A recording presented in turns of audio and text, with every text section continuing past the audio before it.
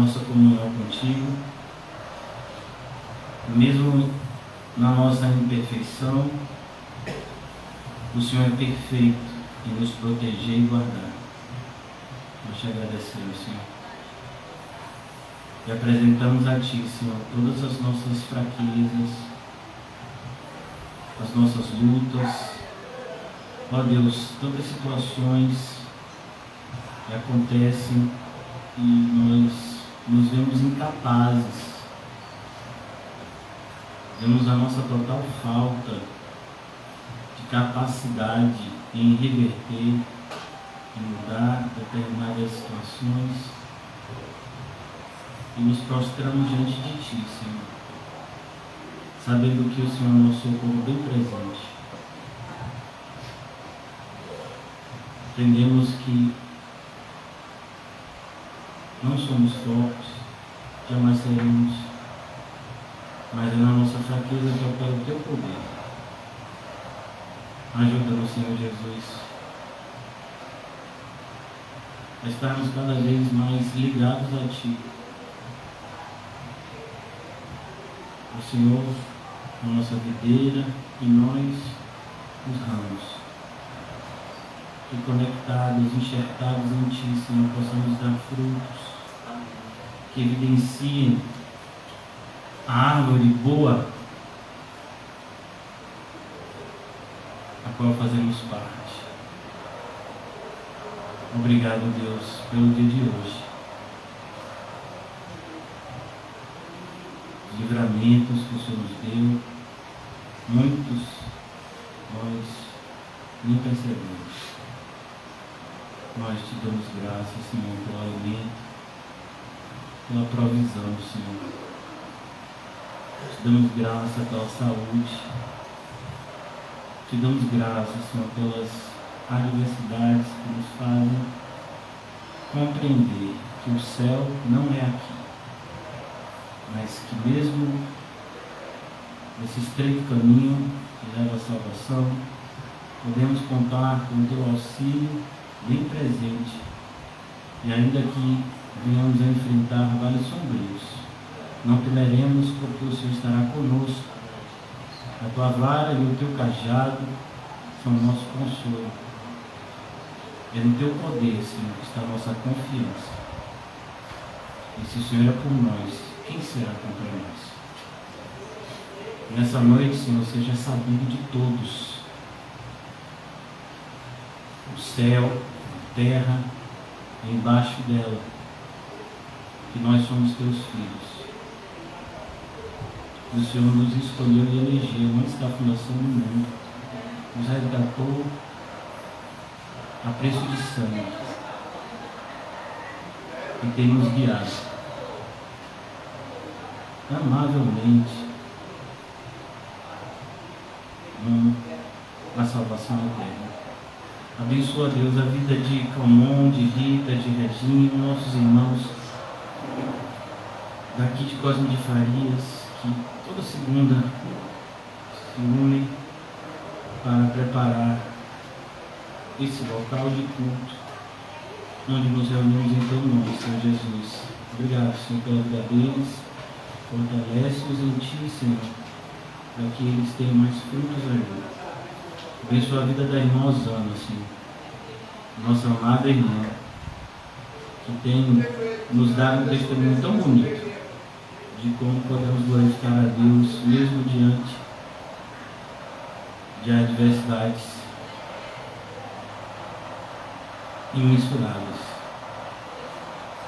Ajuda, Senhor, os nossos irmãos que estão passando por enfermidades físicas, espirituais, emocionais. Oramos, meu Deus, por essa comunidade de Cosme de Farias, Senhor. Ó Pai, o Senhor me escolheu que estivéssemos aqui reunidos toda segunda. Nós acreditamos, Senhor, que há filhos e filhas Deus aqui nesse local, Senhor. E como disse a Tua palavra, a nossa função é pregar e o Senhor irá acrescentar dia a dia aqueles que estão sendo salvos. Que seja assim, Senhor. Ajuda-nos a cumprir cabalmente, fielmente, plenamente o ministério que o Senhor confiou a cada um de nós. Muito obrigado, Senhor, pela noite de hoje, que Sua providência graciosa preparou para nós. Em nome de Jesus, amém e graças a Deus. Amém, irmãos? Amém. O título da nossa mensagem de hoje, e provavelmente, eu creio que a gente não vai esgotar o tema hoje, é a luta contra as forças espirituais do mal. Essa é a luta que travamos, irmãos. Mesmo quando a gente se depara com situações que, para muitos, são situações corriqueiras e meramente humanas, como o aumento de um utensílio, o aumento da gasolina, o aumento da carne, quem irá governar o país, o estado, o município, se nós estamos empregados ou não, pessoas que se aproximam e se distanciam de nós. Muitos chamam isso de acaso. Passamos pela rua e pessoas são levantadas contra nós. Diariamente enfrentamos situações onde nos sentimos seduzidos a nos afastar de Deus por alguma coisa, seja um emprego, seja um relacionamento, seja algo que nos proporciona algum tipo de alegria ou prazer momentâneo.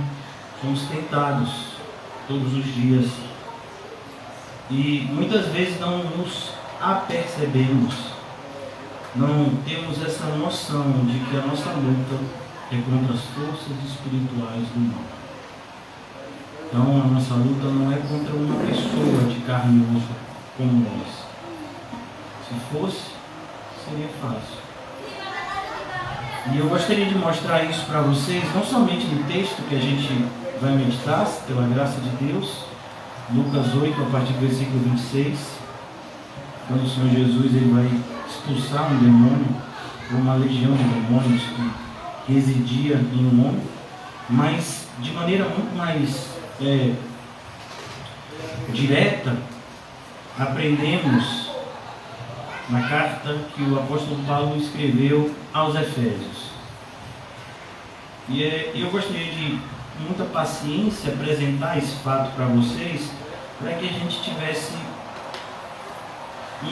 um enriquecimento espiritual estudando esse assunto, que é de grande importância, visto que muitos de nós temos perdido, não a guerra, mas batalhas, porque não estamos travando o bom combate, não estamos usando as armas espirituais e muitas vezes somos derrotados. Pela graça de Deus, renovados a continuar na guerra, mas deveríamos ser mais vigilantes em relação a determinadas situações, como é a situação da batalha espiritual, que é algo constante na nossa vida enquanto estivermos aqui, desse lado da eternidade. Então, na carta aos Efésios, capítulo 6, versículo 10, o apóstolo Paulo escreve essa carta, e daqui a pouco eu vou mostrar a vocês o porquê de Paulo ter falado desse assunto nessa carta. O apóstolo Paulo, ele tinha uma missão de evangelizar o mundo inteiro, o mundo inteiro conhecido. O apóstolo Paulo ele sai do Oriente Médio, ele vai entrar na Ásia. Caso aqui Éfeso, por exemplo, fica na Ásia, era a capital da província romana da Ásia. Ele vai para a Europa. Alguns chegam a dizer que ele teria feito uma viagem até a Espanha na sua última viagem missionária, mas a missão do apóstolo Paulo foi recebeu do Senhor Jesus essa incumbência de pregar o Evangelho ao máximo de pessoas possíveis, ao máximo de lugares possíveis. Então ele sempre estava se movendo. Por isso que esse ministério de Paulo aqui em Éfeso é algo bastante particular. O apóstolo Paulo, uma única vez, ele permanece 3 anos em um local. Foi aqui na cidade de Éfeso. E não é por acaso que a igreja de Éfeso é uma igreja tão falada no Novo Testamento. Perceba, a igreja de Éfeso, ela recebeu 3 cartas ao menos. Não, pastor, só tem uma. 1 de Timóteo e 2 de Timóteo foram escritas quando Timóteo era pastor da igreja de Éfeso. Ou seja, aquela carta foi escrita e ela foi lida primeiramente na igreja de Éfeso. O livro do Apocalipse se inicia com o Senhor mandando uma mensagem às igrejas, e a primeira igreja qual é? A de Éfeso. E agora aqui na carta aos Efésios, aos cidadãos, aos nossos irmãos do passado, da cidade de Éfeso, da igreja que se reunia em Éfeso, o apóstolo Paulo escreve, cheio do Espírito Santo, em tom de alerta. Quanto ao mais, versículo 10 do capítulo 6, quanto ao mais, ou seja, essa já é a conclusão da carta. O apóstolo Paulo falou de vários assuntos nessa carta, mas olha que coisa, na conclusão dela ele diz, quanto ao mais, concluindo o que eu disse a vocês até agora, serem fortalecidos no Senhor. Perceba, você precisa se fortalecer no Senhor. A ideia aqui, irmãos, eu sei que essa analogia é uma analogia muito pobre, né? Mas é só para que a gente possa ter um pouquinho de visibilidade em relação ao que ele está dizendo aqui. É mais ou menos como carregar um celular.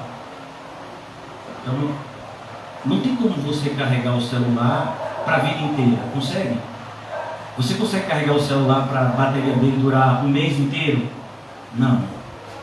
Você precisa deixar ele desligado. Mas um celular, quando ele é usado, no máximo a bateria dele fica um dia. Na maioria, se você usar muito, você tem que carregar às vezes no meio do dia. Então a ideia é essa. A gente tem uma força limitada que recebemos do Senhor e constantemente precisamos buscar esse fortalecimento, esse renovo. Então, e isso é um plano de Deus, não somente para nos proteger do orgulho. Olha o que ele disse para Paulo: olha, Paulo, eu coloquei um espinho na carne para que você não se ensoberbecesse, e para nos mostrar a maravilha dessa dependência. É como eu disse a vocês aqui na oração, somos o ramo que foi enxertado em uma árvore. O ramo, ele não pode nada de si mesmo. Tudo que ele recebe da árvore. Se você tira o ramo da árvore, ele morre. Então aqui o Senhor usa o apóstolo Paulo para nos ensinar essa importante lição, que nós devemos ter essa humildade de enxergar que na luta espiritual nós não podemos confiar na nossa própria força, senão a gente vai apanhar feio. Não é que a gente vai perder, é que a gente vai apanhar feio. Quanto ao mais, serem fortalecidos no Senhor e na força. Olha que coisa, a repetição: fortalecidos e força do seu poder. Revestivos. A ideia de revestivos, irmãos, é justamente como você tivesse uma roupa e você coloca algo por cima. Muito parecido, né, com alguém que coloca uma farda, como um policial, como um soldado, né, de um exército, que ele coloca o colete, ele coloca determinadas proteções que vão ser importantes na batalha. E ele está dizendo justamente, usando essa linguagem militar: revestivos de toda a armadura de Deus. Armadura de Deus. A referência de Paulo era o soldado romano da época. Para poderdes ficar firmes contra as ciladas de quem? Quem é que arma as ciladas? O diabo. Você sabe o que é uma cilada? Você já parou para pensar nisso? Cilada, irmãos, é uma espécie de armadilha. Só que ela é mais bem pensada do que a armadilha. A armadilha é algo que você faz para pegar um animal irracional. Então você bota ali um queijo na ratoeira, o rato ele vai lá, ele quer comer o queijo, ele não tem a mínima ideia de que aquela ratoeira vai pegar ele. Mas a cilada não, a cilada ela é feita no intuito de uma dissimulação que possa enganar alguém que mesmo raciocinando não vai conseguir fugir da emboscada. Seria a palavra muito parecida com emboscada, que é um termo que se usava antigamente. Então você esperava alguém, por exemplo, passar por um vale. Então você ficava no alto, que é uma posição de privilégio, e a pessoa que está lá embaixo, ela está desprotegida. Então isso é uma cilada. Por isso que a gente tem que tomar cuidado nos caminhos que nos parecem bons. Então você de repente tem aqui, uma retinha de 100 metros e 2 montes. E tem um caminho aqui de quase um dia para poder não andar por esse desfiladeiro. Aí você diz, não, eu vou por aqui, que é bem mais rápido. O senhor está dizendo, não vá não. É melhor você caminhar um dia do que em 1 hora você fazer esse percurso, porque você vai morrer se você for por aqui. Tem pessoas esperando você só chegar lá no início do vale, do desfiladeiro, para te alvejar e te roubar ou te matar, simplesmente. Então é isso que em Provérbios aprendemos. Há caminhos que aos nossos olhos são os melhores caminhos, mas são caminhos de morte.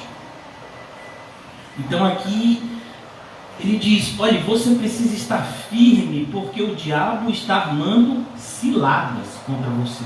Você já parou para pensar nisso? Você acorda de manhã, e aí as nossas preocupações normalmente, se você for uma pessoa higiênica, eu vou escovar o dente, eu vou lavar o rosto. Se você for uma pessoa que gosta de comer, o que é que eu vou tomar de café da manhã? Eu vou trabalhar hoje, eu tenho essa obrigação, eu tenho que falar com tal pessoa e tal pessoa. Mas você já parou para pensar de manhã, que quando você acorda de manhã, o diabo já tem uma agenda de tentações para você? Ele já tem preparado, hoje eu vou fazer isso com fulano de tal hora, porque eu sei que nessa hora ele fica sem vigilância. Eu vou usar tal pessoa, porque eu sei que essa pessoa, se disser um ai a ele já está por aqui com ela. Você acha que o diabo não sabe disso? Você acha que o diabo não sabe das pessoas que de alguma forma facilmente nos tiram do sério? Você acha que ele não sabe disso? O que você gosta, o que você não gosta. Irmãos, no início de Gênesis aparece lá o diabo, a mais sagaz de todas as criaturas que o Senhor Deus havia criado. Você parou para pensar nisso? O irmão José nos ensinou aqui recentemente em Apocalipse, como o diabo conseguiu enganar 1/3 dos anjos que estavam no céu. Você já imaginou?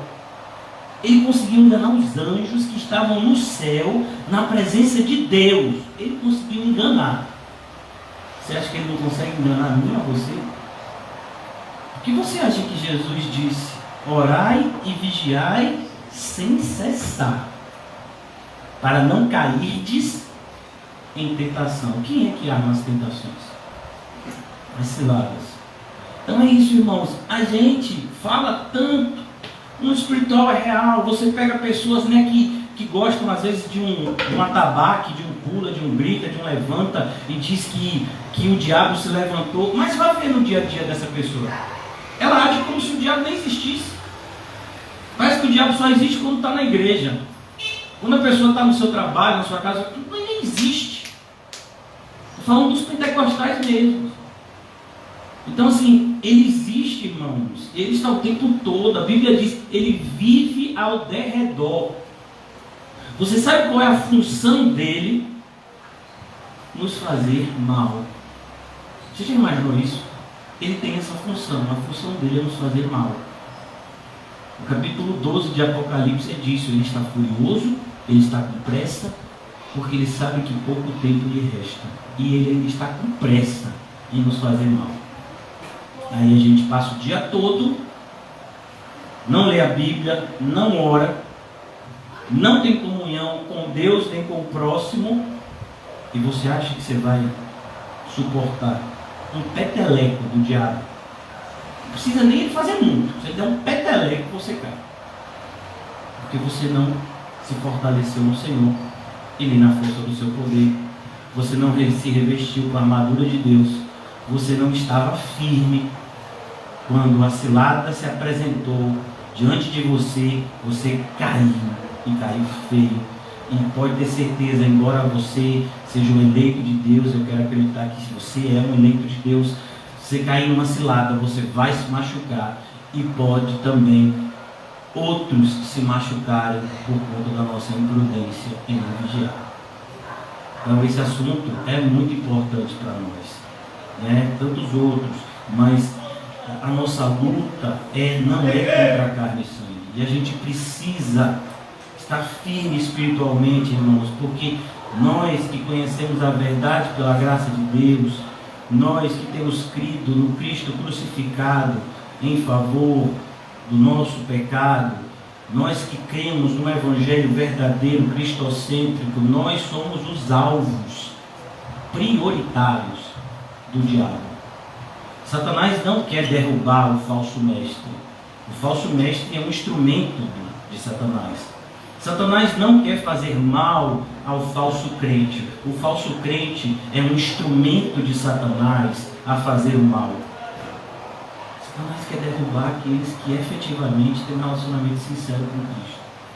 São esses que ele quer derrubar. E às vezes a gente não se apercebe disso.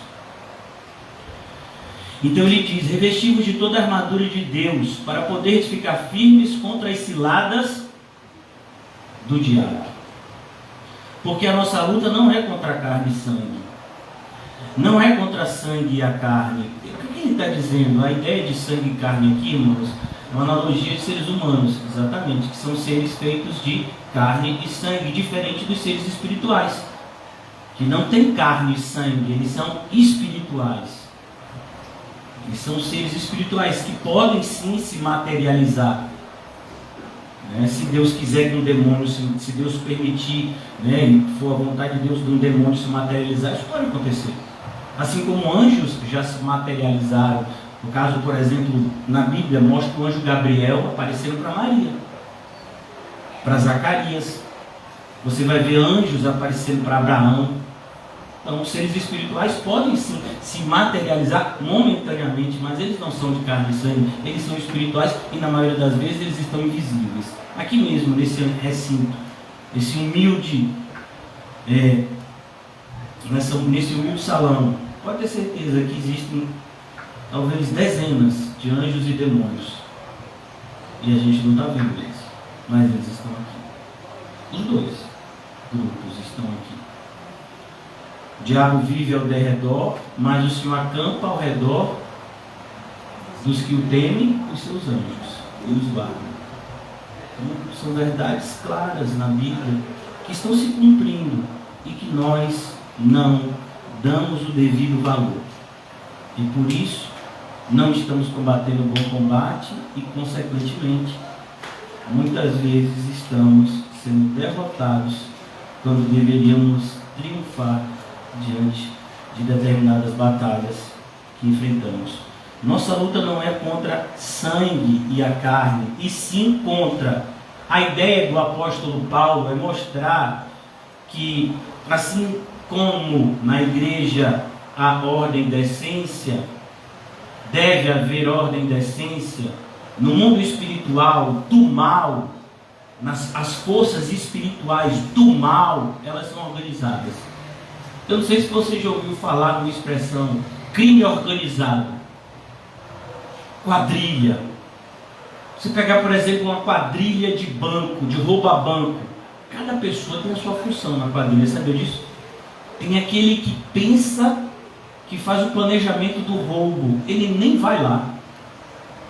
Tem uma pessoa que financia, porque se precisa nesses roubos, precisa de muito dinheiro, comprar arma, comprar informações, carro.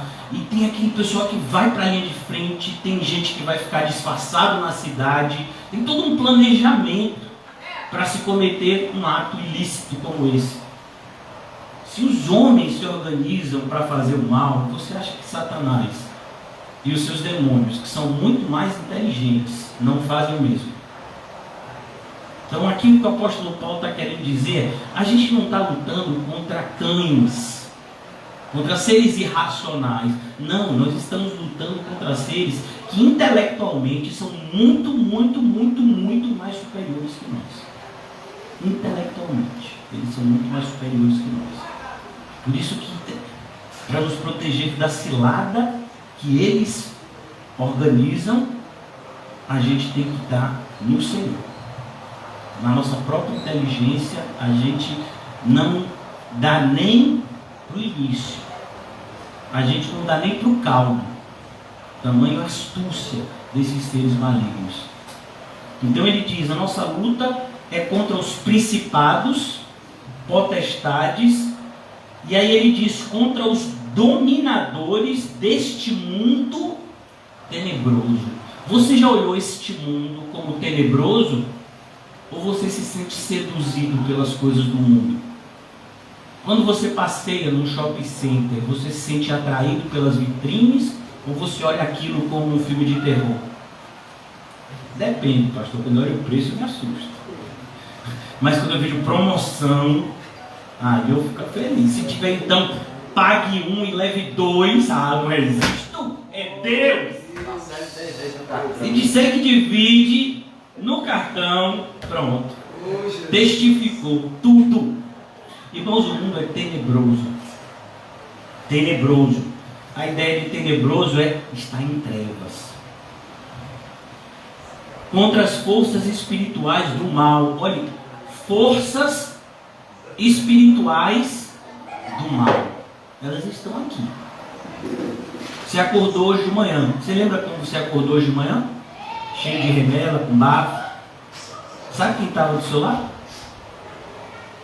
Não? Esse pessoal aqui.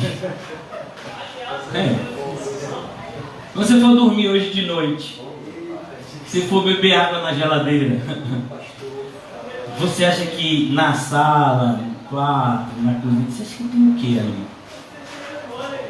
Não precisa um corpo cair. Não precisa um vento. Não, eles estão ali pronto. E uma das maiores armas de Satanás é justamente você acreditar que ele não existe ou que ele não está aí. Não, eu estou com Deus, ele nem vai encostar em mim. Ele não vai o quê? Alguém tem dúvida de que Paulo estava com Deus? Alguém tem dúvida? Olha, irmãos, muitos dizem que a pessoa que mais perto andou de Cristo aqui na terra foi o apóstolo Paulo. E vocês já leram 2 Coríntios sobre um demônio que esbofeteava ele de dia e de noite? Então, cuidado. Quem está escrevendo essa carta aqui é o apóstolo Paulo. As forças espirituais do mal, elas estão agindo. Quando alguém vem a você e faz uma proposta que não é bíblica, quem você acha que está usando essa pessoa? Quando alguém tenta te convencer a se afastar dos princípios do Evangelho, quem você acha que está com essa pessoa? Quando a gente percebe como as pessoas do mundo são vinculadas a ídolos, a comoção que gerou no país porque morreu essa cantora. Agora, o que eu fico impactado assim, irmãos, é que parece que só morreu a cantora. Tinham 5 pessoas morrendo. Parece que só morreu ela. Os outros 4 parece que nem conta. Eu acho que em determinadas mídias, nem sabe o nome das pessoas. Quer dizer assim, a cantora fulana e mais 4 morreram no acidente. Pô, mas essas pessoas não eram iguais a ela? Por que ela era melhor que eles? Ela era mais rica? O que fazia? Na hora de enterrar, tinha alguma diferença? Quando for daqui a alguns anos que pegar a ossada, vê a diferença? Mas o mundo gosta disso. O que você acha que faz com que o mundo seja assim? As forças espirituais do mal.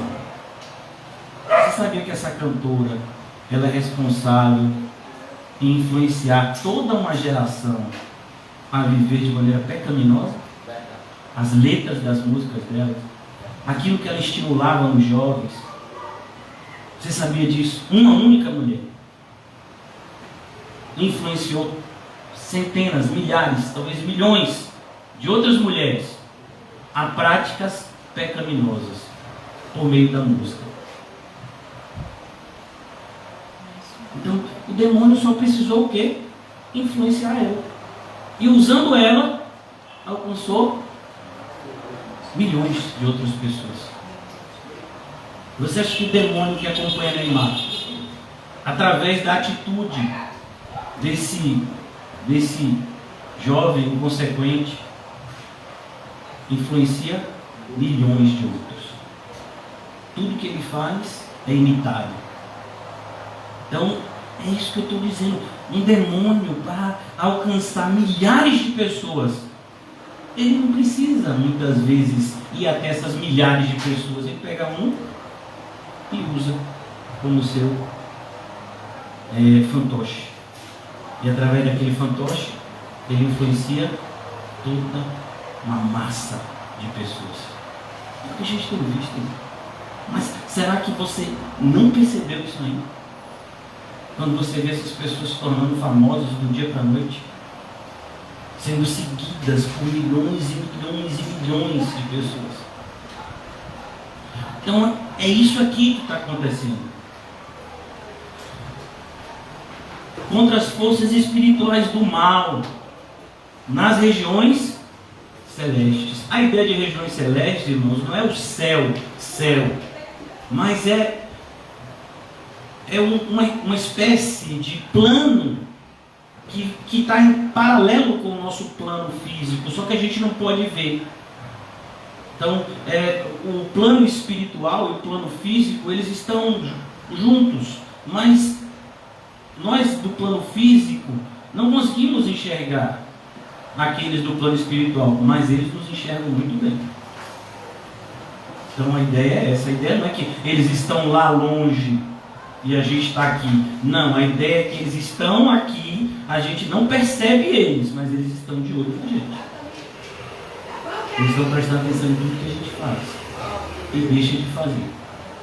Eles sabem quem nós somos.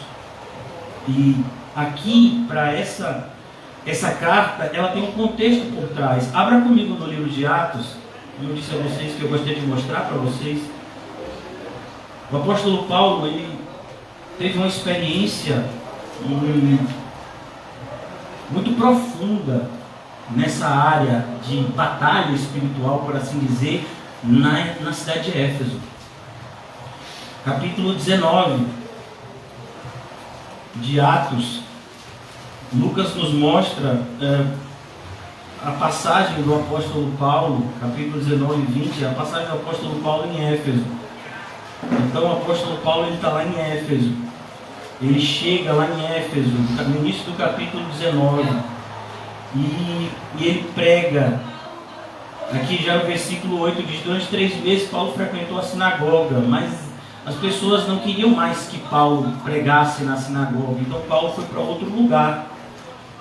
Então ele começou a pregar em outro lugar. Está escrito aqui no versículo 9: visto que alguns deles se mostravam empedernidos. O que significa empedernidos? Duros como pedra, e descrentes, falando mal do caminho diante da multidão. Paulo, apartando-se deles, separou os discípulos, passando a discorrer diariamente na escola de Tirano.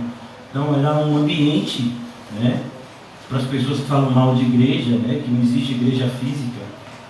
Então Paulo pregou num lugar como esse, uma escola, que Paulo diariamente ensinava a palavra de Deus nesse lugar.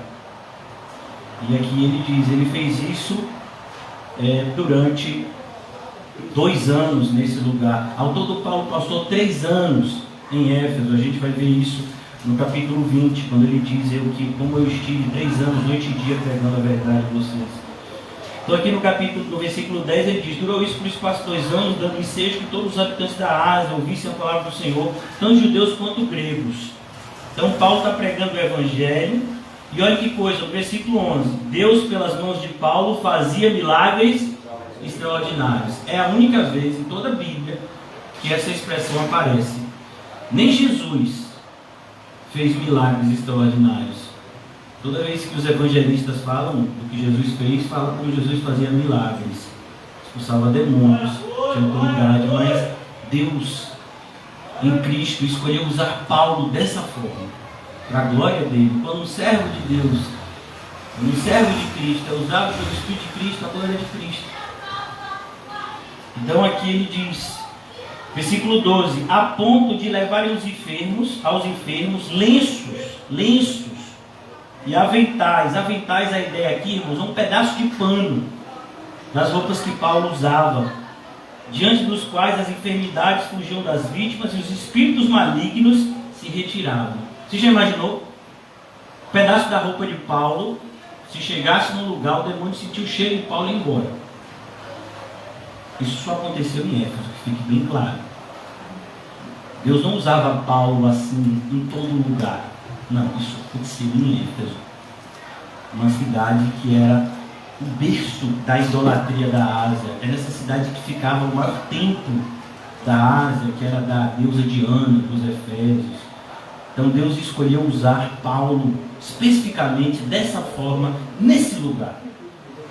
E por meio dessa forma, como Deus agiu, toda a Ásia, uma vez que Éfeso era a principal cidade da província da Ásia, então de lá de Éfeso se espalha o Evangelho.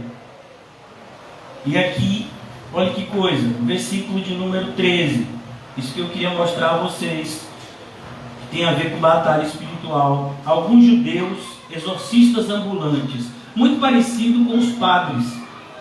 O que os padres católicos são? Eles mesmos se denominam exorcistas. Então, eles é que dizem que são exorcistas. Pastor, o senhor é exorcista? Não, eu sou um servo de Cristo. E aí, pastor, e se o demônio aparecer, a gente vai orar e ele vai ter que sair, se a gente é servo de Cristo? Cristo está com a gente, e maior que ele não tem ninguém. Não tem fórmula para expulsar demônios. Não é um título que nos dá autoridade espiritual. Não.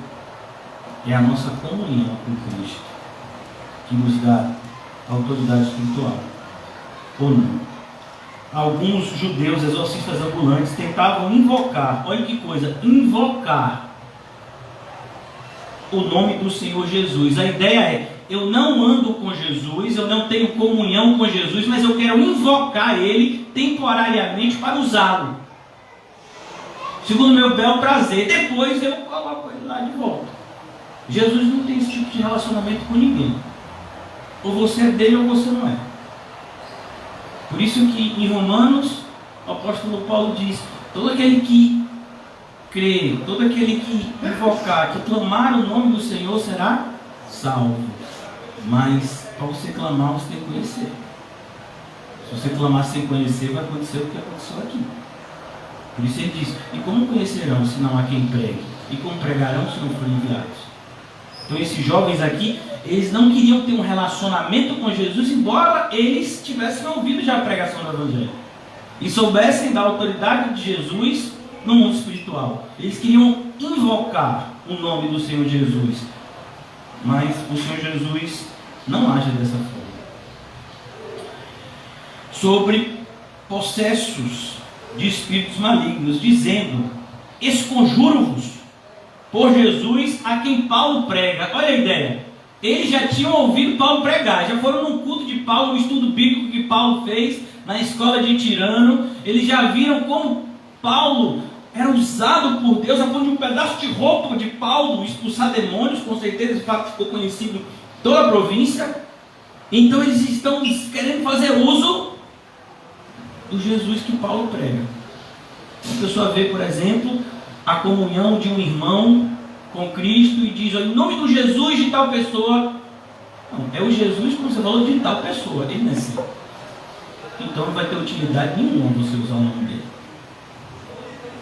Jesus já havia dito isso diretamente. Nem todo aquele que me diz Senhor, Senhor entrará no reino. Então aqui a gente vê o perigo de você invocar o nome de Jesus sem ter um relacionamento anterior com ele. Muitos cristãos, muitos que se dizem cristãos, estão correndo esse risco aqui. O que fazia isto?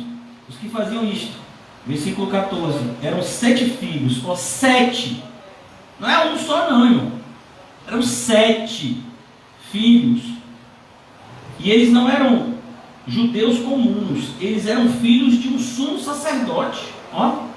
Eles tinham costa quente, segundo o judaísmo, eles vinham de uma linhagem religiosa. Não, a gente também. O que esse apóstolo Paulo tem de diferente da gente? Não. E tem mais, o apóstolo Paulo é um só. Tudo bem que ele está com outros aí, com Silas, com outros aí, mas nós somos 7, nosso pai é um sacerdote. Aí, uma pessoa que você sabe do judaísmo, que o sacerdócio é sanguíneo, é por linhagem. Então, aquele que é filho de sacerdote é sacerdote também. Todos eles derivam da tribo de Levi, e o sacerdócio é passado de geração em geração. Então eles se achavam detentores de direitos especiais. Mas já aprendemos no Evangelho de João que não é assim que funciona. No capítulo 1 do Evangelho de João nos é dito: ele veio para os seus, os judeus. Jesus veio para os seus, mas os seus não receberam. Mas todos quanto o receberam, deu-lhes poder. Deu-lhes poder. Quando você é feito um filho de Deus, você tem poder. Porque você não nasceu da vontade da carne, nem do sangue, nem do homem, mas da vontade de Deus. Essa é a diferença. Então uma pessoa pode estar de terno e gravata, pode estar com aquelas roupas, que os padres, os bispos, os arcebispos, o papa usa. Você acha que o demônio respeita isso? Tem gente que acha que demônio é tipo vampiro de filme de terror. Se mostrar o crucifixo para o demônio, os católicos acreditam nisso. Que demônio tem medo de água benta. E desde quando a água é benta? Onde é que tem na Bíblia uma água que é benta? Onde é que tem isso, irmão? Não, mas a água veio do Rio Jordão. E o que tem? Não, essa água veio do lago de Genezaré. E daí? Então a gente tem que tomar cuidado, irmãos, porque o misticismo, ele não é bíblico. A nossa fé é uma fé racional. Eu acredito porque Deus me falou. Está na sua palavra e eu creio. O poder está na palavra de Deus. A fé que triunfa sobre as trevas é a fé na palavra de Deus e nas suas promessas. Por isso ele diz, versículo 14, os que faziam isto eram 7 filhos de um judeu chamado Seba, sumo sacerdote, mas o espírito maligno, o apóstolo Paulo diz que a nossa luta é contra as forças espirituais do mal. Não foi o que ele escreveu lá em Efésios 6? Aqui ele falando a mesma coisa, Lucas escrevendo aqui, mas o espírito maligno lhes respondeu. Você já pensou, irmão? Um demônio falar com você por meio de uma pessoa? Não ficarem com medo, não. Aquela voz diferente, como nos filmes de terror, fica, cuidado, irmão. Mas o espírito maligno lhes respondeu. Olha, ele respondeu. Tudo isso, irmãos, tem a ver com o que a gente está estudando em Lucas, quando Jesus vai expulsar a legião de demônios que estava possuindo um homem na cidade de Gadara, ou Gerasa, como queira. Então ele diz o possesso do espírito maligno. Versículo 15, o espírito maligno lhes respondeu. O espírito maligno foi o demônio que falou? Não, o demônio falou pelo homem, que estava possuído por ele. Entenda como as coisas são. O demônio pode sim possuir pessoas e animais. Cuidado, você vê um cachorrinho na rua, não é pequenininho, não dá nada, cuidado, viu? Se ele estiver endemoniado, meu filho, cuidado, né? Melhor você estar em espírito de oração, né? Você passa assim, vê um cachorrinho pequenininho, um gatinho, até um rato endemoniado, meu filho, não vale ver não, cuidado. O pessoal não leva a sério, eu levo. A Bíblia diz aqui, o espírito maligno lhes respondeu: conheço a Jesus. Ó, os demônios conhecem a Jesus. A gente já viu isso nos evangelhos. Um outro endemoniado, quando Jesus entra na sinagoga, o que ele diz? Jesus, o que nós temos contigo? Por que viestes nos aterrorizar antes do tempo? Ó, o endemoniado. O demônio falou por meio daquele homem. Aqui é a mesma coisa, o demônio falando por meio desse homem: eu conheço Jesus. E o que é que tem lá em Tiago? Os demônios creem em Jesus e estremecem. Se você é um cristão, o Espírito de Cristo habita em você. Você sabia disso? O que você acha que toda vez que aparece assim na Bíblia, né? Cristo em nós, há sempre uma expressão de glória. Paulo fala isso, se eu não me engano, em Colossenses. Cristo em nós, a esperança da glória. Jesus fala em Mateus 28, eu estarei com vocês. Então você acha que o demônio não sabe quem está andando com Jesus e quem não está? Você acha que ele não percebe que o Espírito de Cristo está em você? Ele sabe. Eu conheço a Jesus e agora eu sei quem é Paulo. O demônio conhecia Paulo. Já imaginou isso? A ideia aqui é: eu conheço esse sujeito e não quero conta com ele. A gente já viu aqui, um pedaço de roupa de Paulo era suficiente para os demônios saírem para bem longe. Eu não quero conta com esse sujeito, porque esse sujeito é de Jesus. Ele é cheio do Espírito Santo. Eu não quero conta com esse tipo de gente. O demônio sabe com quem mexer e na hora que mexer. Por isso a gente tem que ter noção, irmãos, que santidade não é brincadeira, que viver o cristianismo em pecado é loucura. É loucura, é isso aqui, ó. É tomar uma surra do diabo todo dia, porque o diabo sabe quem somos, os demônios sabem quem somos, eles estão nos observando, mesmo quando a gente acha que ninguém está olhando. Então ele diz aqui, versículo 15 ainda: eu sei quem é Paulo, mas vós, quem sois? A ideia não é que o demônio não sabia quem era eles. A ideia é: vocês pensam que vocês têm autoridade sobre mim? O demônio sabia quem ele era. Os demônios conhecem as pessoas, eles estão observando tudo. A ideia é: você não conhece a você mesmo? É isso que o demônio está dizendo. Vocês não sabem quem vocês são, vocês não têm nenhuma comunhão com Cristo, vocês não têm poder no mundo espiritual e estão querendo brigar comigo. É isso que o demônio está dizendo para eles. Quem sois vocês para falar comigo desse jeito? Você acha que você pode falar comigo desse jeito? Então é uma loucura o que a gente vê hoje em dia nas igrejas evangélicas. Pessoas sem nenhuma autoridade no mundo espiritual, fingindo que tem, como esses jovens aqui. E o possesso do espírito maligno saltou sobre eles. Ó, o que pode acontecer? Pode acontecer isso. Às vezes os demônios deixam esses jovens fazerem o misticismo deles, porque até para o demônio, né, o engano, a mentira é algo que desejoso, mas em alguns momentos vai custar caro para as pessoas que estão brincando com guerra espiritual.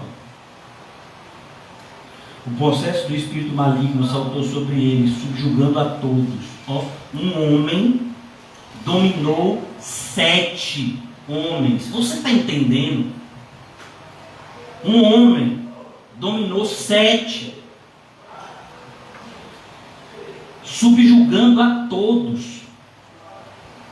E de tal modo prevaleceu contra eles. Um homem prevaleceu contra eles, que desnudos e feridos fugiram daquela casa. Eles fugiram. Qual é a regra da batalha espiritual para o cristão? Sujeitai-vos a Deus, resistir ao diabo, e ele fugirá de vós. Mas aqui foi o contrário. Eles não estavam sujeitos a Deus. Por isso eles não foram páreo por diabo. E quem fugiu foi eles. E eles estavam em maior número, viu? Era só um homem e um demônio. E eles tomaram uma surra. Não era nem uma legião, era um demônio. Então cuidado. O mundo espiritual é real, é isso aqui. O mundo espiritual é real, não é frase de efeito, não é brincadeira, não é para poder você ganhar likes nas mídias sociais. É você enxergar que o mundo é espiritual na sua vida, nas suas escolhas diárias, naquilo que você faz e deixa de fazer. Então ele diz: chegou esse fato ao conhecimento de todos, assim judeus como gregos, habitantes de que? De onde? De onde? Qual era a cidade? Éfeso. Veio temor sobre todos eles, e o nome do Senhor Jesus era engrandecido. Por que o nome de Jesus foi engrandecido? Porque mostrou, ficou evidente que quem tem força no mundo espiritual são aqueles que estão fortalecidos no Senhor e na força do seu poder. Só estes irão prevalecer contra as forças espirituais do mal. Todos os demais serão subjugados. Por isso ele começa dizendo aqui no capítulo 6, versículo 10: sejam fortalecidos no Senhor e na força do seu poder, para não acontecer com vocês o que aconteceu com aqueles 7 que vocês já conhecem a história. Essa carta foi escrita depois daquele acontecimento, no período posterior à estada de Paulo em Éfeso. Ele escreve essa carta a um grupo de pessoas que conhecia essa história, que conhecia o que aconteceu, como Deus usou Paulo em Éfeso. E então essa carta é escrita com esse contexto, com esse pano de fundo, irmãos. Não é aleatório. Por isso ele diz, agora voltando aqui, a nossa luta, versículo 12, não é contra carne e sangue, não é contra sangue e carne. Você já entendeu isso, irmãos? Ou eu vou precisar repetir talvez mais 100 vezes? Eu não me incomodo, contanto que vocês entendam que o seu problema não é o seu vizinho. O seu problema não é o comerciante que aumentou o preço do pão sem lhe avisar. O seu problema não são os políticos que ficam fazendo mau uso de dinheiro público. Não, o seu problema não são os traficantes da região. O seu problema está no fato de você não estar lutando o combate correto. Na carta que Paulo escreve a Timóteo, que estava em Éfeso, a última carta que ele escreve, pouco depois ele seria martirizado em Roma, 2 Timóteo, ele diz: eu combati o bom combate. Será que a gente tem combatido o bom combate? Perceba, a ideia que fica clara no texto é que existe um combate ruim. Eu posso lutar da maneira certa e eu posso lutar da maneira errada. Na carta aos Coríntios ele diz: eu não estou lutando da maneira errada, eu não estou dando um murro no vento. Ele fala literalmente isso. Eu sei contra quem eu estou lutando. Os golpes que eu vou dar são certeiros. Eu sei quem é o meu inimigo. Você sabe disso. Vários guardas que foram colocados para vigiar Paulo, e a história nos mostra que os guardas especiais, como uma força de elite do Império Romano, era a guarda pretoriana, que eram os guardas do imperador. Eles eram conhecidos pela sua truculência, pela sua força, pela sua ignorância. O apóstolo Paulo evangelizou a vários, a ponto de uma dessas cartas que ele estava preso, ele disse: a guarda pretoriana saúda vocês. O costume era que sempre 2 guardas ficassem algemados ao prisioneiro, para que o prisioneiro não fugisse. Então os guardas que ficavam algemados a Paulo, meu filho, tome o evangelho. Imagina, ficar 12 horas, né? Um turno, sendo evangelizado por Paulo. Ou você se convertia, meu filho, ou você pedia para sair. Bota o primeiro lugar, não aguento mais não. Não fico mais 12 horas com esse sujeito de jeito nenhum. Ele só fala de Jesus, não tem outro assunto. Ou se convertia, meu filho, ou pedia para sair. Por isso que muitos se converteram. Paulo não olhava eles como inimigo. Um incidente que aconteceu, por exemplo, em Filipos. Você acha que aquele carcereiro fez um carinho em Paulo, botou assim um pãozinho para ele comer? Tá escrito isso em Atos 16? Não, meu filho. Depois de Paulo ser açoitado, ele ainda amarrou Paulo na prisão. Ele não só colocou Paulo numa jaula, mas deixou Paulo amarrado. Precisava, irmão. Mas nada, já estava lá dentro preso. Preso no quadrado, ainda prendeu os pés e as mãos. Para ele não ter nem descanso. A ideia era para ficar sofrendo. Porque se ele estivesse só preso, ele podia deitar, né, dormir, descansar. Não, nem dormir, vai ficar preso lá. Os pés e as mãos. E aí quando esse guarda que tratou tão grosseiramente Paulo ia se suicidar, Paulo disse: vai, miserável, se mata. Foi isso que ele disse? Não! Faça isso. Ninguém fugiu, estamos todos aqui. Paulo salva a vida daquele que fez mal a ele. Porque ao que nos faz o mal, a gente retribui com o bem. É mesmo? É mesmo, irmão? Vocês fazem isso? Oh, aleluias! Glória a Deus! Rapaz, é tão lugar bíblico! Agora eu me emocionei. Então quando alguém faz o mal pra gente, a gente retribui como? Como? Rapaz, me emocionei.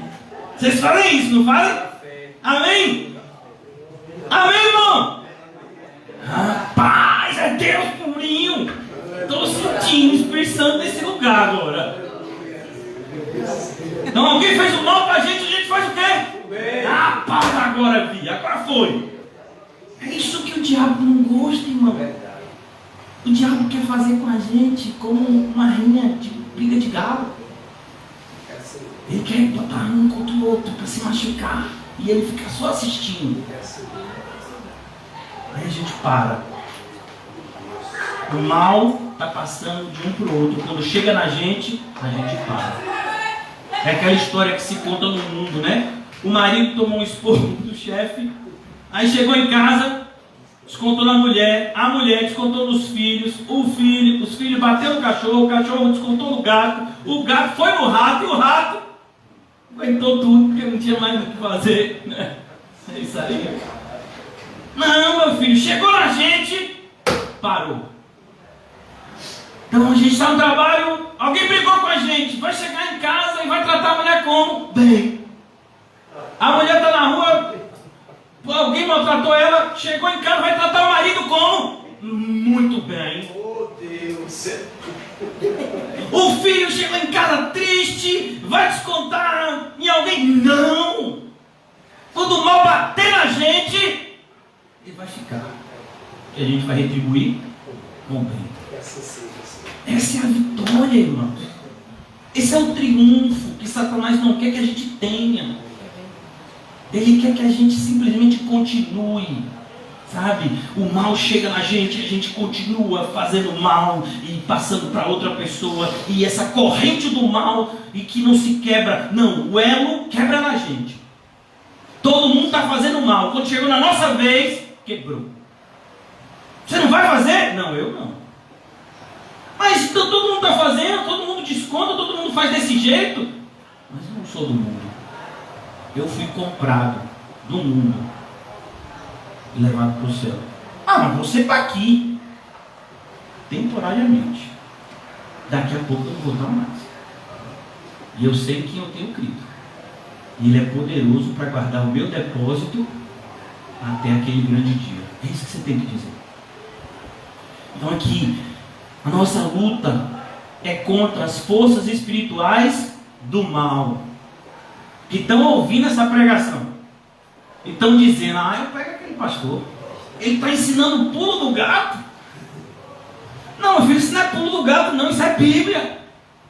É porque a gente não lê, e quando a gente não lê direito. E quando a gente lê direito, a gente diz que não, tá bom, aqui ninguém vai conseguir fazer. Por que não vai estar aqui e diz? Por que não vai conseguir? Por que você não vai conseguir fazer isso? Está escrito aqui. Por isso que uma vez, uma pessoa disse que eu queria ser o apóstolo Paulo. Eu disse para a pessoa: não, eu não sou o apóstolo Paulo, meu nome é Nizam. Mas o mesmo Espírito Santo que habitou em Paulo habita em mim. Porque não tem dois Espíritos Santos. Então, eu creio no mesmo Evangelho que Paulo pregou. E quero viver a vida que o Espírito Santo fez o apóstolo Paulo viver. E Deus vai me usar como lhe apraz. Não preciso ser igual ao apóstolo Paulo. Eu preciso ser igual a Cristo e cumprir o meu ministério. Deus tem um plano para cada um de nós. Então a gente tem que tomar cuidado, porque a gente vive uma atmosfera religiosa onde um monte de gente se esconde numa falsa humildade. Mas quem sou eu para repreender o demônio? Você é crente. O Espírito Santo de Deus habita em você. Pronto. Isso é o suficiente. Olha que parece que a gente está assistindo um filme de terror demais. E achando que tem fórmula mágica.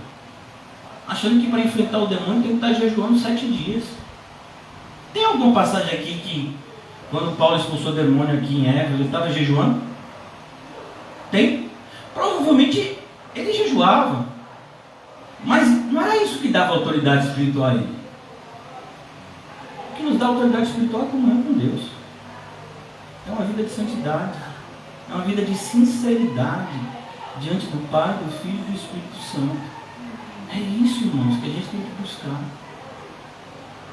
Meu Deus, como está claro isso na Bíblia, e como tantas pessoas se enganam e fazem com isso o que o mal acaba triunfando sobre as suas vidas. Versículo 13: portanto, tomai toda a armadura de Deus. Olha, tomai. O verbo aqui está dizendo que a armadura já está disponível para você. E tem mais, ela é do seu número. Imagine, uma armadura para mim não pode ser do mesmo tamanho do que a de Edeval e de Paulinho. Meu filho, Paulinho e Edeval, eles vestem P. Eu visto GG e às vezes eu visto extra G. Então, mas é a mesma armadura. Só muda o tamanho, porque Deus sabe o tamanho de cada um. O irmão Camão, uma vez, eu dei uma blusa para ele, eu disse: essa daqui o pastor já usou, porque está folgado no braço. Teve uma que estava apertada no braço e disse: essa aqui não foi usada não. Deus sabe a sua armadura. Imagine a armadura de Heleninha. Meu Deus do céu, tem que ser pequenininha. É o que? 30 quilos?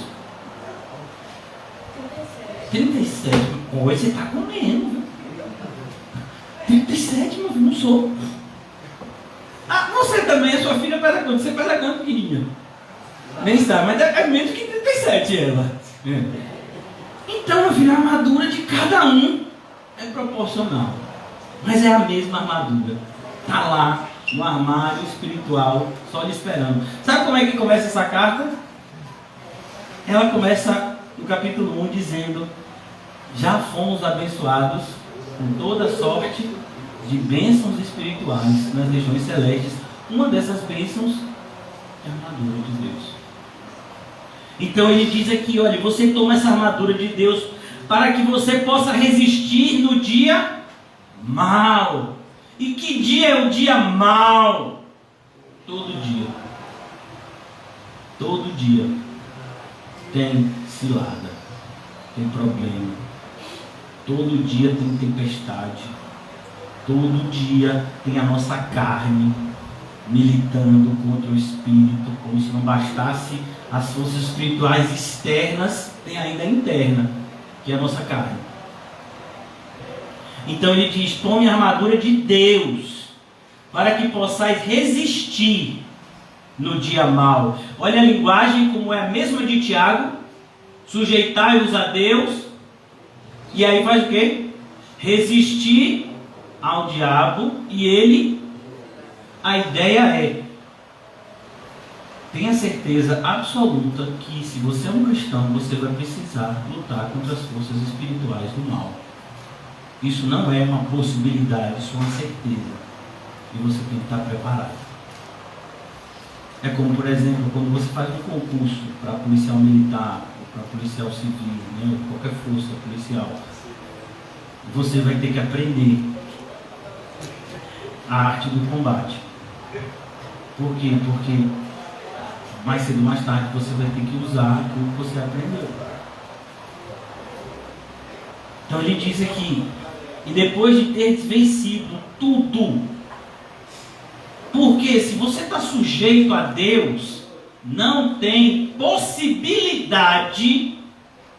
Olha que coisa maravilhosa. Se você está sujeito a Deus, não existe possibilidade de derrota. A única derrota, e Balaão sabia disso. Pensa numa pessoa cheia de demônio, era Balaão. Balaão sabia disso e ele ensinou Balaque a armar o quê? Cilada contra o povo de Deus. Ele chegou para Balaque e disse: esse povo, enquanto estiver debaixo da proteção de Deus, ninguém consegue fazer mal. O que a gente pode fazer é botar eles para desobedecerem a Deus. Aí é o próprio Deus deles que pega. E às vezes usa até o diabo para pegar. O diabo algumas vezes é um instrumento de santificação naqueles que não estão querendo se santificar. Por isso que Paulo diz: todas as coisas cooperam para o bem. Então aqui ele ensina: olhe, depois de ter vencido tudo, então você venceu, você triunfou, amém? Me senti firmeza. Amém, irmão? Amém. Parece que gastou a força toda em vencer o mal com o bem, não foi isso? E aqui você venceu, você triunfou.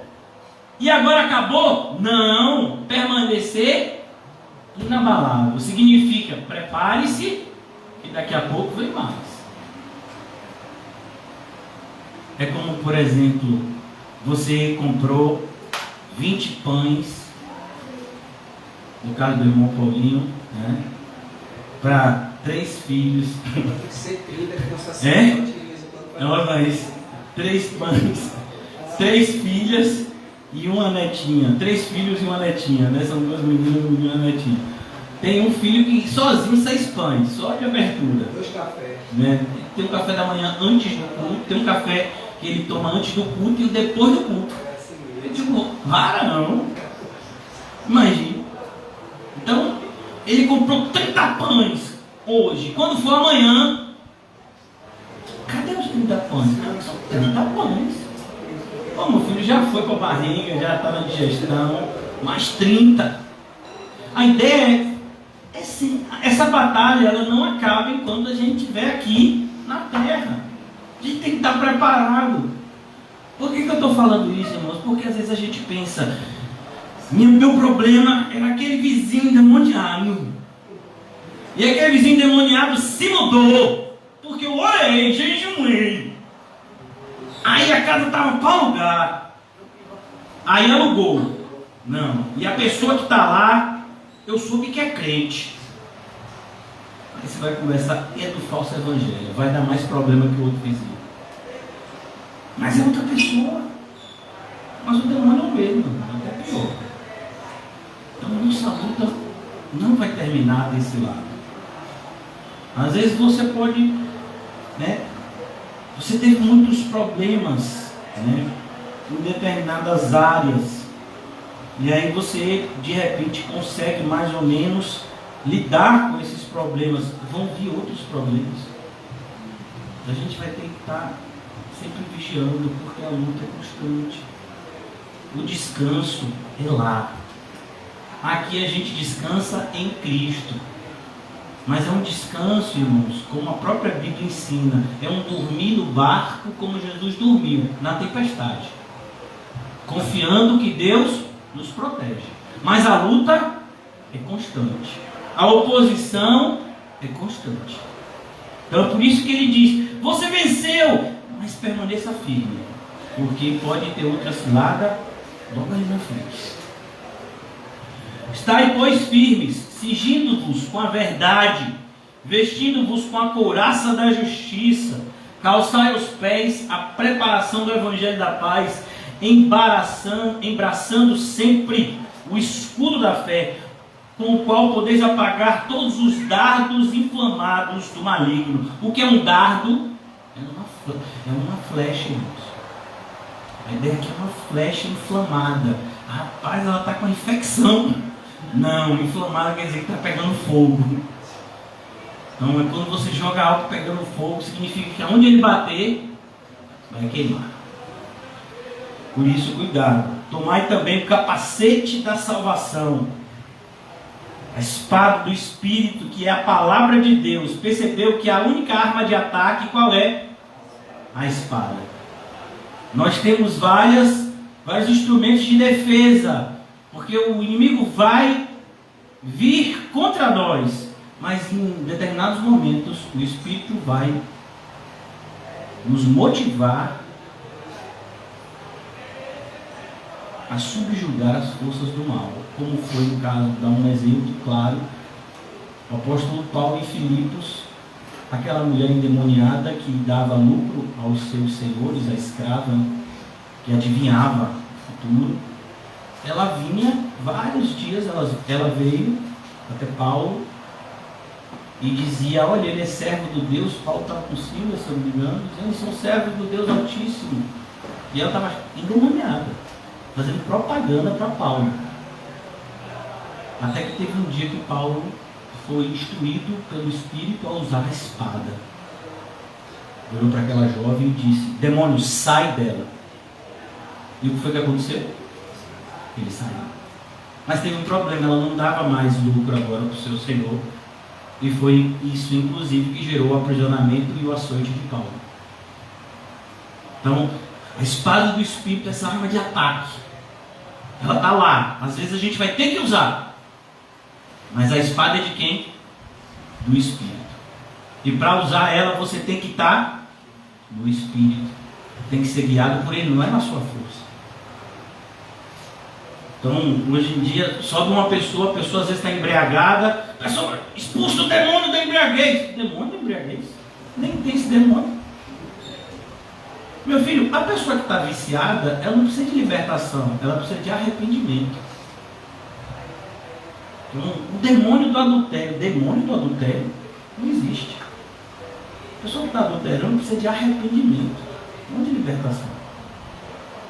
Então a gente tem que tomar cuidado, porque hoje em dia, com essa cultura pentecostal e neopentecostal, tem invadido as igrejas, né? Parece que tudo virou culpa do demônio. Não, irmãos, o demônio ele nos influencia, mas ele não faz nada sozinho. Ele precisa do consentimento da pessoa. Tomai também o capacete, com toda oração e súplica, orando em todo o tempo. Olha que coisa, o que faz com que a armadura funcione? A oração. A oração é esse instrumento de ligação de todos os elementos da armadura que faz com que ela funcione. Porque a oração é que nos conecta com quem? Com Deus. Faz com que a armadura então produza o seu efeito. É nos fazer triunfar nas batalhas espirituais da vida. Orando em todo o tempo. Orando quando? Está no ônibus? Orando. Está na bicicleta? Está no mar nadando? 11 horas da noite? Orando, meu filho. Está comendo? Orando. Para não cair na glutonaria. Está orando o tempo todo. Orando todo o tempo. Você já percebeu que quando a gente ora mais, a gente peca menos? É verdade. Ou será que isso só acontece comigo? Quando a gente tem uma vida de oração, quando a gente está com mais comunhão com Deus, a gente é menos tentado. Você já percebeu isso? E ele diz aqui, vigiando com toda perseverança. Vigiando. O bom soldado, ele está sempre o quê? De olho. O bom soldado, meu filho, ele vê o perigo de longe. Ele está olhando ali, meu filho, aquela ovelha chega e diz assim, já vi o rabo. Ali é um lobo disfarçado de ovelha, já vi tudo. Não, porque a Bíblia diz, cuidado com aqueles que vêm disfarçados de ovelhas, mas por dentro são lobos. Ó, você vigiando. Com toda perseverança e súplica por todos os santos. Ó, aquele que vigia, não vigia só por si. Ele vigia também em favor dos seus irmãos. Barão, eu estou vigiando aqui, eu sei que vai pegar fulano de tal. Vai me pegar? Pois você vai deixar. Aquele que sabe fazer o bem e não faz, nisso comete pecado. Ah, não vai pegar a mim, mas vai pegar? Não, não vou deixar não, vou avisar. Então ele diz aqui, ó, súplica por todos os santos e também por mim. E Paulo pede oração. Ore por mim, almas, para que me seja dado no abrir da boca a palavra. É o que o diabo mais odeia. A palavra saindo da boca de um servo de Deus e entrando no ouvido dos eleitos de Deus e chegando no coração. O inimigo odeia isso. A palavra para com intrepidez. A ideia de intrepidez é ousadia, beirando a loucura. Me identifico. Intrepidez, fazer conhecido o mistério do Evangelho. Tem um monte de gente que não conhece o Evangelho, não conhece a palavra, não conhece os planos de Deus para a sua criação, que somos nós, pelo qual sou embaixador em cadeias, para que em Cristo eu seja ousado. Então a gente é ousado não no orgulho, numa soberba, não, em Cristo. A gente tem ousadia em Cristo, para falar como me cumpre fazer. Isso é batalha espiritual, irmãos. O que Jesus, que havia atravessado o mar, a gente agora vai voltar já para concluir aqui em Lucas 8, já vou concluir, irmãos. Versículo 26 de Lucas 8. Então rumaram para a terra dos Gerazenos, fronteira da Galileia. Jesus já está chegando aqui numa região que era conhecida como Decápolis. A ideia de Decápolis é a reunião de 10 cidades juntas. E era uma região que ficava na fronteira do limite de Israel com outros povos que não acreditavam no Deus de Israel. Então eles estão na região da fronteira, os gentios.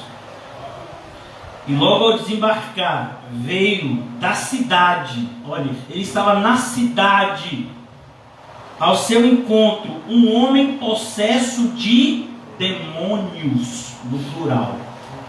Percebeu? Lá no caso de Atos 19, demônio, aqui, plural, demônios, mais de um, provavelmente milhares. Olha que coisa. Demônios que havia muito.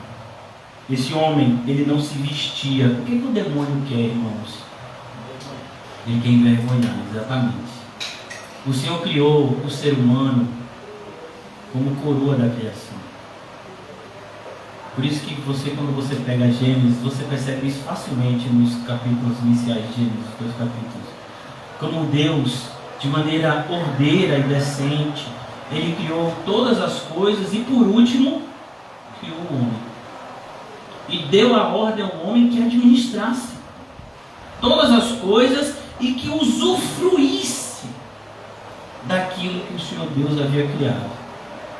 E Ele criou o homem à sua imagem e semelhança.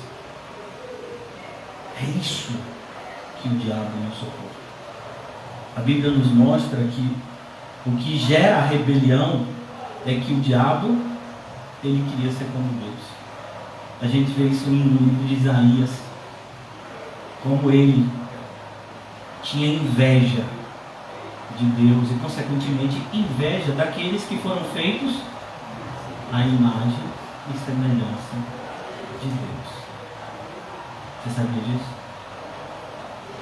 Antes de você ter inveja dos ricos e poderosos, você devia valorizar mais o tesouro que o seu Deus te deu.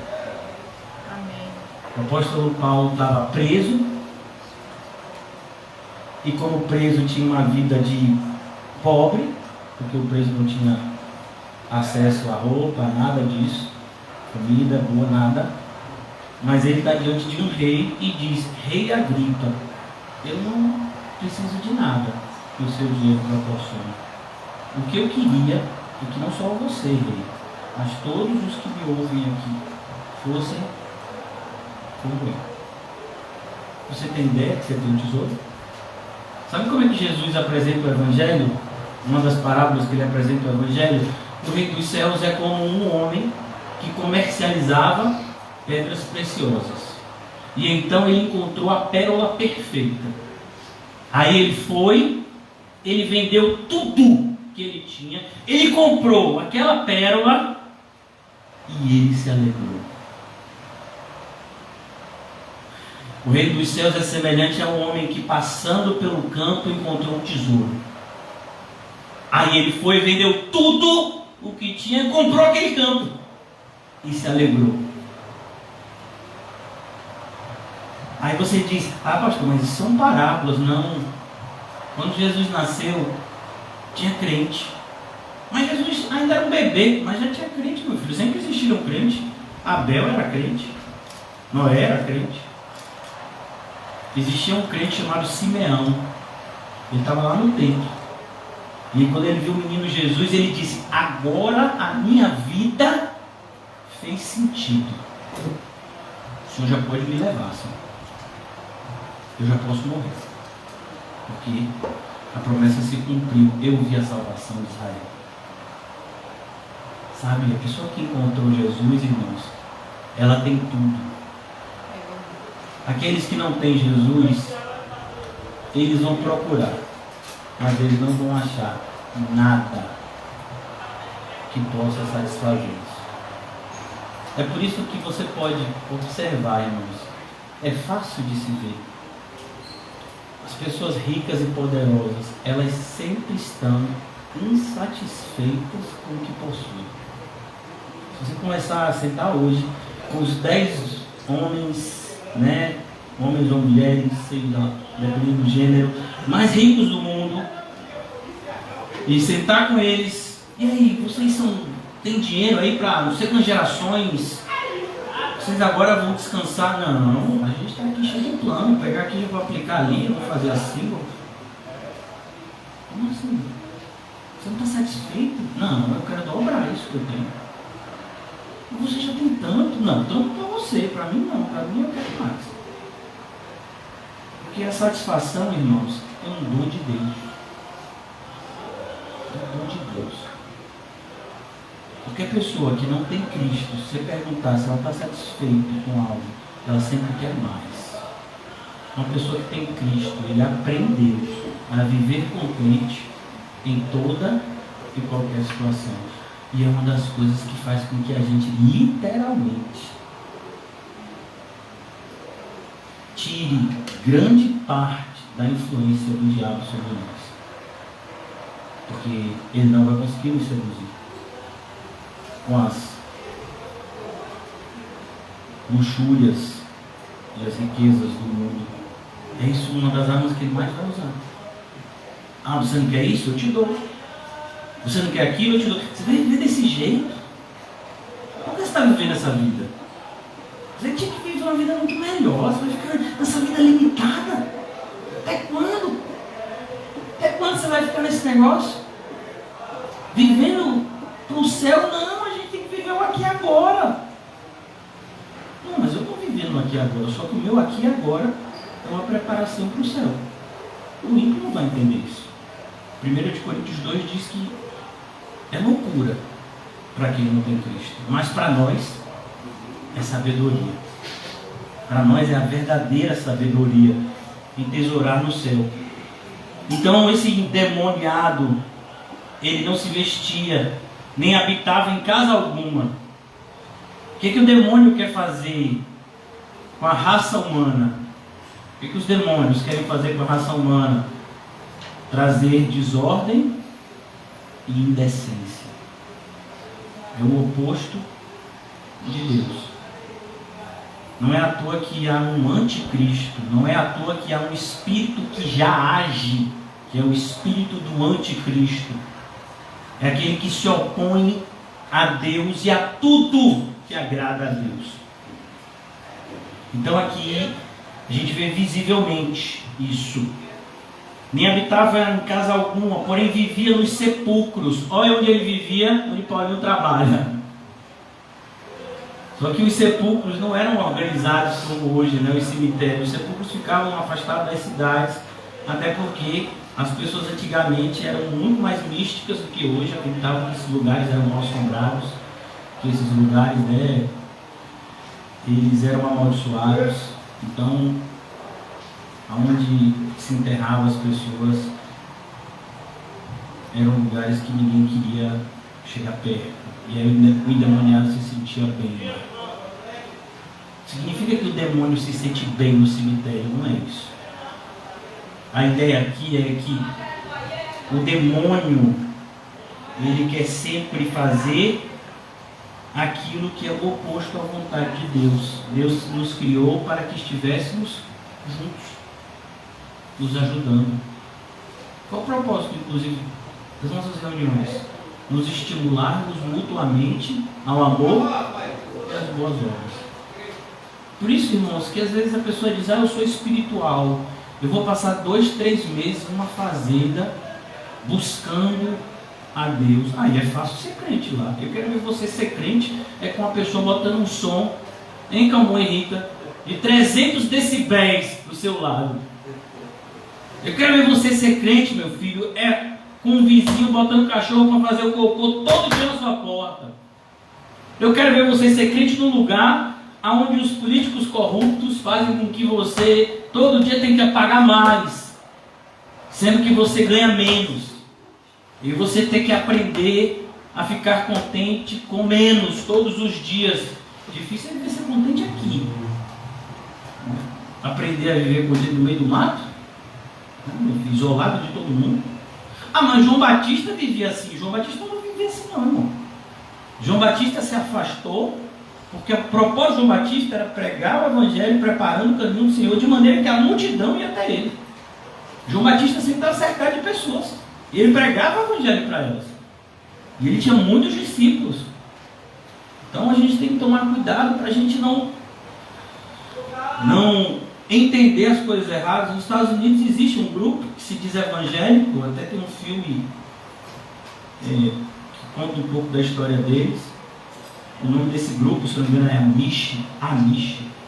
Eles são pessoas que vivem totalmente, buscam viver totalmente desvinculados da influência da sociedade. Então eles vivem em aldeias, né, em sociedades rurais, em fazendas, onde eles produzem o que comem, e o que eles não produzem, eles usam o excedente para poder trocar com aquilo que eles venham a precisar, né? Então eles têm a sua própria escola, tudo lá, não usam telefone, televisão, nada. Eles vivem como se estivessem esperando Cristo, e eles acham que é isso que é ser cristão. Eles estão muito errados. Eu espero que eles se arrependam. Eu espero que eles leiam a Bíblia e se arrependam, porque Cristo não nos mandou nos trancar em um lugar, mas Ele disse: ide por todo mundo e pregar o Evangelho. Não é para a gente se esconder do mal, é para a gente lutar o bom combate e vencer, no nome de Jesus. Diabo, quer que você se esconda? Eu vou até fechar a Bíblia, irmãos, que é o seu horário, mas um dos momentos onde eu creio que Satanás mais se alegrou, talvez nas últimas décadas, foi nesse período de pandemia. Não por causa da pandemia em si, porque aqueles que morreram em Cristo foram para o céu. E a morte faz parte da vida. O ser humano sempre morreu. Adão viveu 900 e tantos anos e morreu. Depois veio os seus descendentes e morreram. E viveram tantos anos e morreram. Então, a morte fez parte da vida do homem desde que esse pecou. Mas o que foi que fez com que o inimigo triunfasse tanto nesses últimos meses em virtude da pandemia? Porque os crentes ficaram com medo e se esconderam. O que você acha que faz um crente ficar em casa trancado com medo do vírus? Será que não é uma força espiritual do mal que diz a ele que Deus não é suficiente forte para protegê-lo e que é a sua sabedoria em seguir as normas sanitárias e ficar em casa que vai fazer com que ele ganhe mais tempo de vida? É mesmo? Você sabia que tem muito crente que acreditou nisso? E você acha que esse tipo de informação veio de onde? Das forças espirituais do bem ou do mal? E tem gente que está acreditando nisso até hoje. E olha que a gente já está vivendo uma realidade que muitos países já estão sem máscara. Tem cidades aqui na Bahia em que os prefeitos já baixaram o decreto de que não precisa mais usar máscara. E tem um monte de gente ainda que está usando a desculpa do vírus para não frequentar a igreja. É engraçado, só não frequenta a igreja, mas todo o resto dos outros lugares vai. Se tiver problema para resolver no INSS, vai. Pega a fila, chuva, sol, horas e horas, e vai. Mas na igreja, não, porque tem um Covid lá. Quem foi que acha que você... Quem você acha que impregnou isso na cabeça da pessoa? Percebe, irmãos, a nossa luta não é contra o vírus. A nossa luta é contra essas forças espirituais do mal, que nos insistem, que insistem em nos influenciar a não confiar em Deus.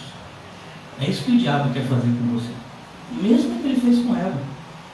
Não confie em Deus, confie em mim. Deus disse para você não comer do fruto, Eva. Não, coma. Deus disse que se ia morrer, morre nada.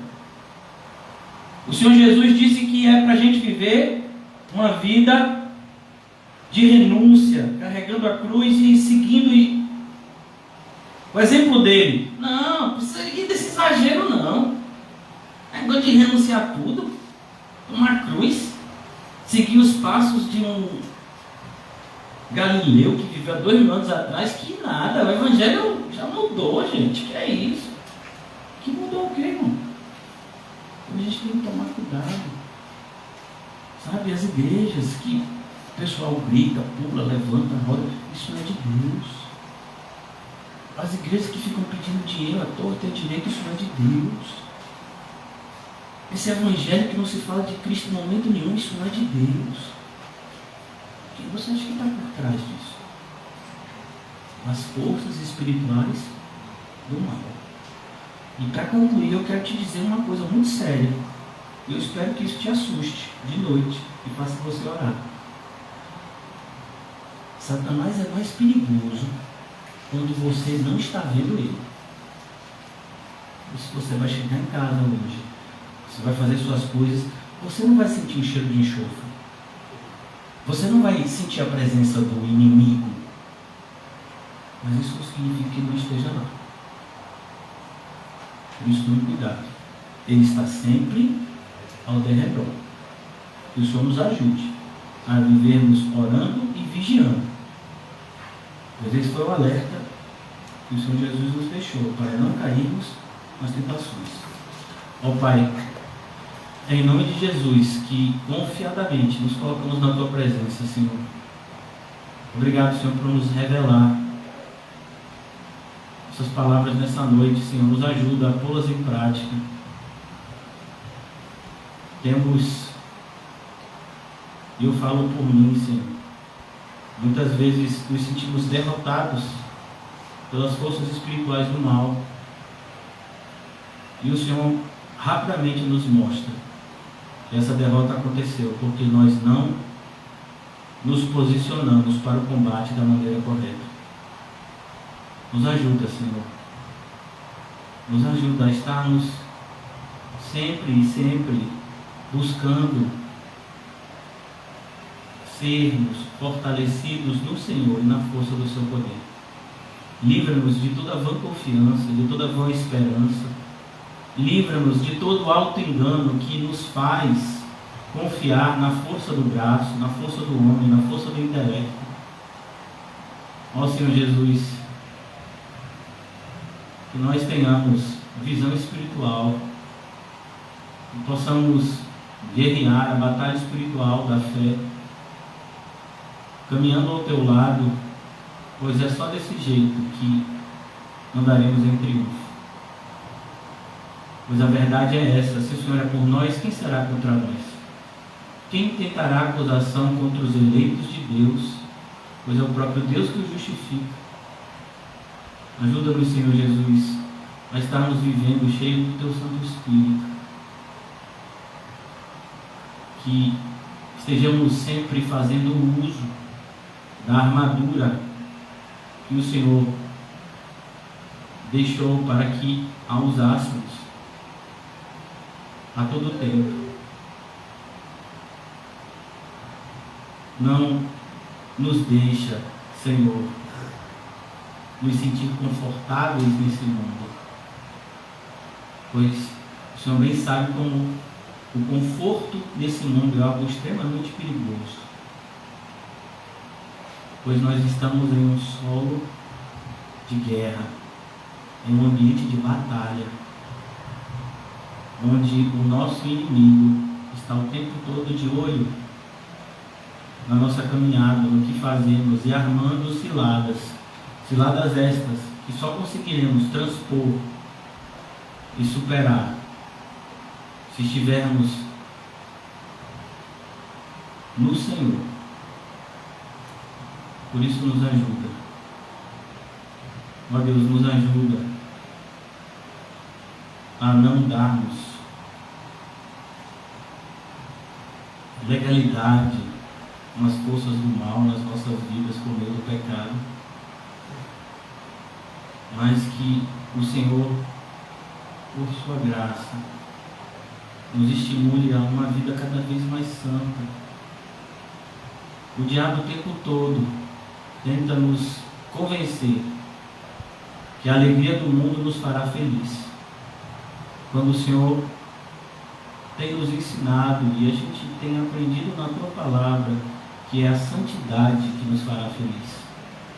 Pois foi o pecado que roubou a nossa alegria e a nossa felicidade, e a santidade é o meio pelo qual o Senhor nos devolve ela. Nos ajuda a enxergar, Senhor, dessa forma, pois é dessa forma que as coisas realmente são. Aquele que está contigo está em uma alegria indizível, uma alegria que não pode se roubar, mas aquele que busca alegria no mundo nunca se fartará. Ajuda-me, Senhor, a enxergar as coisas como realmente elas são. Não nos deixa ser enganados pelas forças espirituais do mal, e nem sermos enganados pelo nosso coração enganoso, mas que, guiados pelo Espírito e pela palavra, possamos nos portar corretamente e viver uma vida que glorifique ao teu nome santo. E dessa forma encontraremos o nosso real propósito e viveremos em uma felicidade constante. Que assim seja, Senhor. Em nome de Jesus, amém. E graças a Deus. Amém, irmãos? Amém. Deus abençoe a todos.